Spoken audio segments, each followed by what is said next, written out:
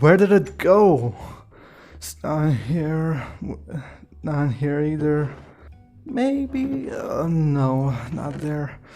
Uh. Oh, got it. Oh yes. What a beautiful, beautiful block. Oh, you're here. Well, hello there.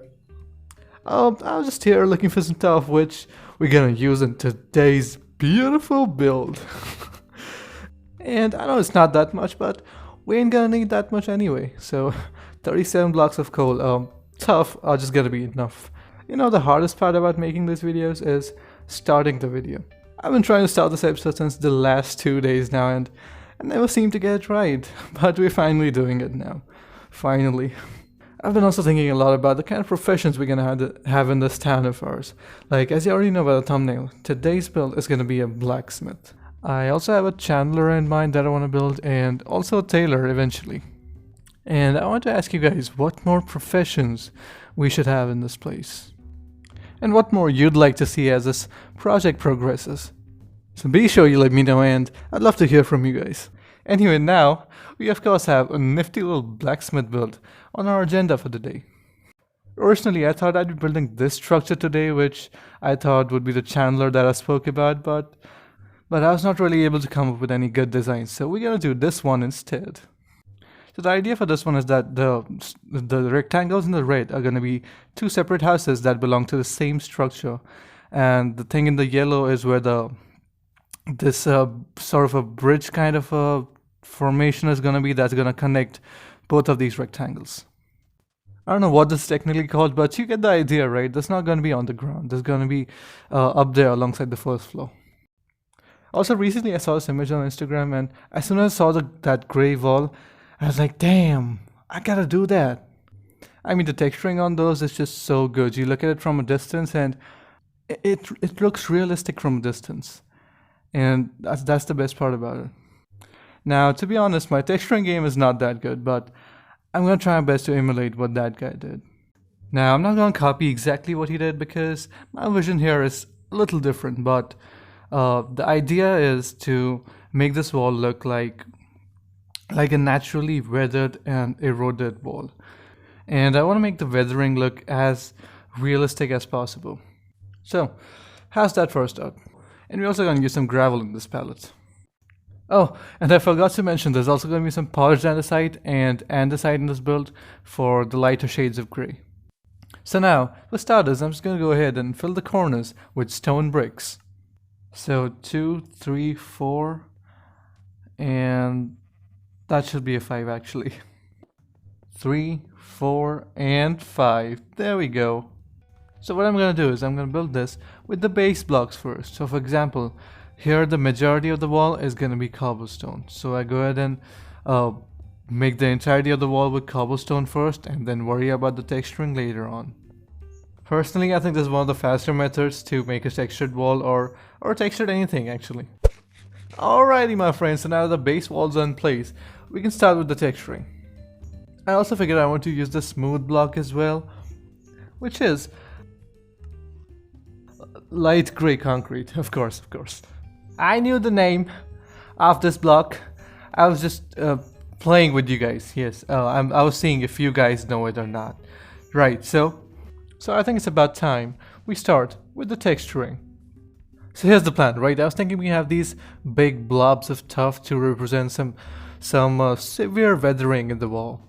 I've always been a big fan of old looking builds, you can say, like things that look rustic and that look like they belong to the past. So that's what I'm trying to achieve here. Right, so these are some decent looking blobs. Let's place our tuff in there. Bada bing, bada boom, and there we go. I see that. That's not too bad for a start. Let's also add some mossy block variants in there. I think that'll look good. So over there, right beside alongside the tuff, I think that could represent some of the area is still wet due to the rain and all. I guess that could look cool. Let's actually remove that block to break the bricks up a little, and some mossy cobblestone over there. That works. You know what? Let's replace that too with some bricks. Now the question is, does this look natural? I mean, I'm not sure. What if we could just replace that block for mossy cobble and then maybe this one with another tough? Yeah, I think I'm just gonna leave it for now and see how it looks in like the next 5 minutes. You know what? I don't like it. So I'm just gonna take it down and rebuild it. It happens, you know, sometimes the textures don't look the way you expect them to. Anyway. So what I'm gonna do this time over is have bigger blobs of tuff and less mossy blocks. And also try and use a little bit more light gray concrete in there. Let's see how that looks. And there we go, check that out. It's got it all, it's got tuff, it's got gravel, it's got light gray concrete, and it maintains its structural integrity. Which means it doesn't look like it's about to fall down, it just looks a little weathered. What I want to do now is start placing some of these beams in for the second floor. And you know what? Let's actually go to sleep first. It's been raining a lot lately actually, and I don't get it, you know, because when you sleep, I've been sleeping regularly, and when you sleep, it resets the weather cycle or something, right? So it shouldn't rain as often, but it does. But anyway, good morning everybody. We are here on a fresh Minecraft morning. And oh lord, where do you come from?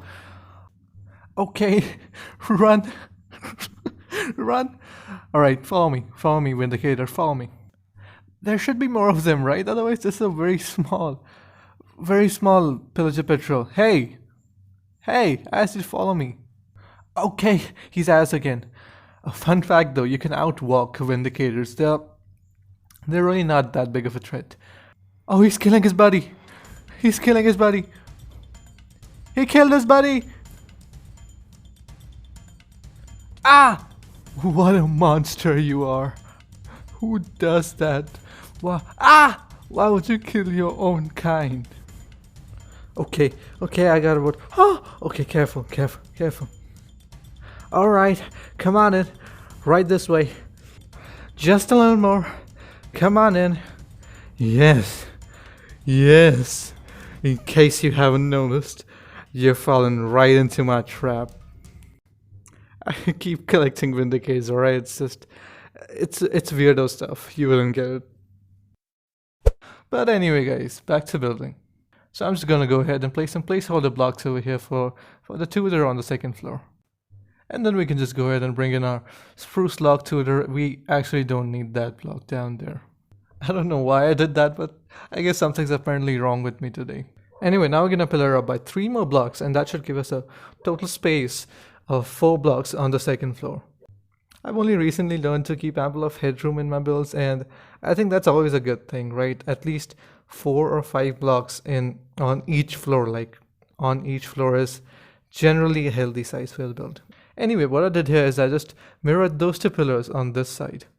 Also, I just realized a terrible mistake, so right after this block, all the blocks are supposed to be 1 block inward. And just like that, perfect. Amazing job, weirdo. Alright, I just realized that there was still a mistake in the previous clip. So, here we are, in my creative test world, and what you see in front of you is what the actual layout of the build looks like.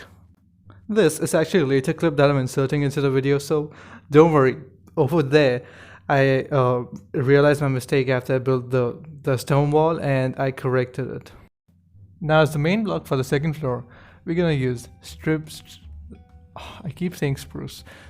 oak wood. Recently I've very much been enjoying using stripped oak wood in my builds, and it is a very nice block in fact, and it does look very good. And that's what it should look like. Not bad, I like it. And there we have it, my friends. It's already beautiful. So now it's time we start thinking about the roofs. So the idea is that we're gonna have 1 peak over here and then 1 peak over here, and if we can go on this side, we're gonna have another like separate roof structure for this part of the build. I don't know how much sense that made, so let me just show you.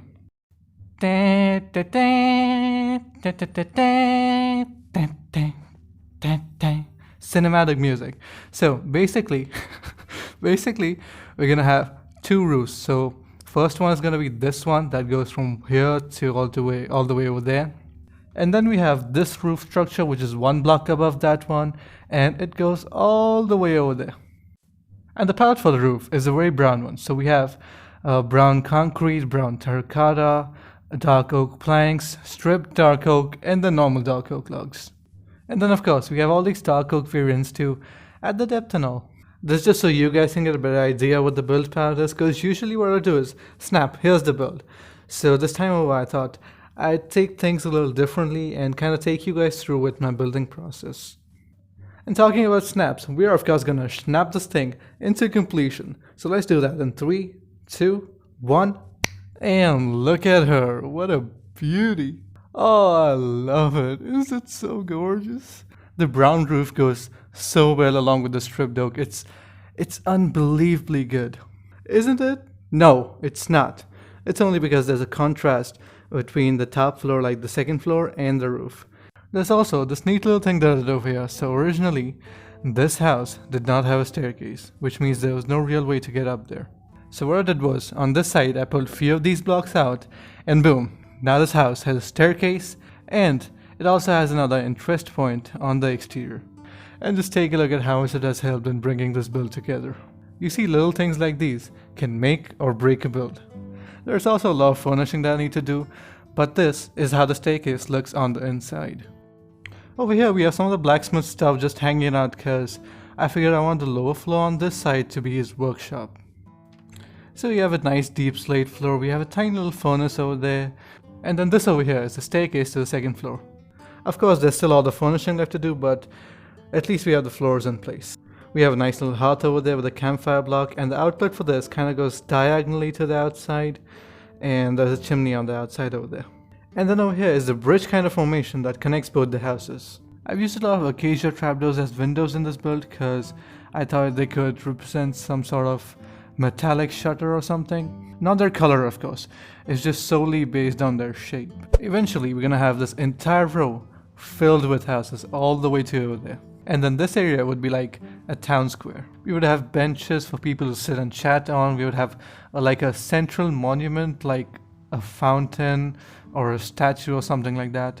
And a lot of space for people to gather and socialize and just have fun, you know. Also, I know that this video is awfully late, and that's because there's been a lot on my plate recently. I was not planning to talk about any of this, but I felt like you guys deserve to know. Wierdoo just hasn't been getting enough time to make his videos. There are also sometimes these creative blocks where I simply cannot build. I'm so uninspired and dull that creativity doesn't come out of me. But thankfully, I'm back up and running, and there's really nothing to worry about. With that being said, my friends, that brings us to the end of the episode. Thank you all so very much for watching. I hope you guys enjoyed. Leave a like if you did, subscribe if you haven't already, and I shall see y'all in the next one.